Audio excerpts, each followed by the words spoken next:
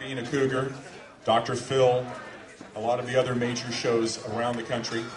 And she is the author of Lucia's Lessons of Love. She also has her own show, of course, here in Southern California. And she is a spokesman, or I should say spokesperson, for some of the major dating websites in the world as well. Her topic for tonight is the Cougar Revolution. Please welcome Lucia.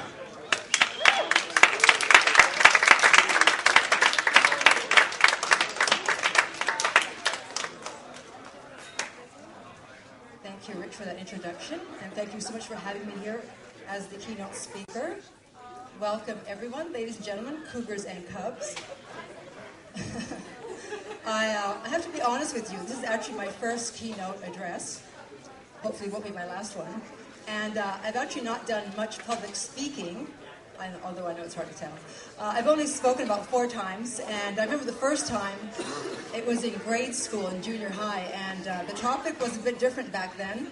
It was how to find God's unlisted number.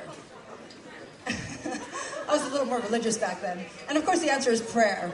So I'll say a little silent prayer that hopefully tonight it'll go a lot better, because at that time, I remember my knees were shaking the whole time. So far, nothing's shaking. So, as Rich said, I am a dating and relationship expert specializing in cougar relationships. I have a radio show every Sunday on LA Talk Radio called The Art of Love. I have a syndicated column since 2004. And I used to have a local TV show, The Art of Love.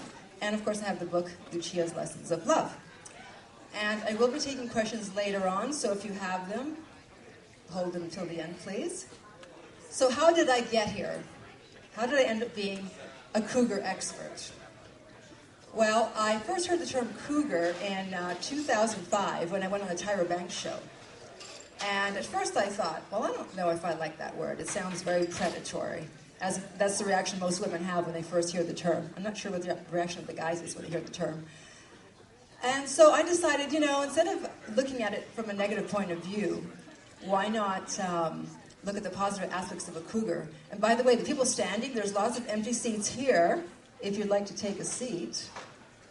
I like to play to a full house. And so the positive aspects of a cougar are that they are sleek, strong, sexy, confident, and in control. So when you look at it like that, then it's really not so bad to be a cougar.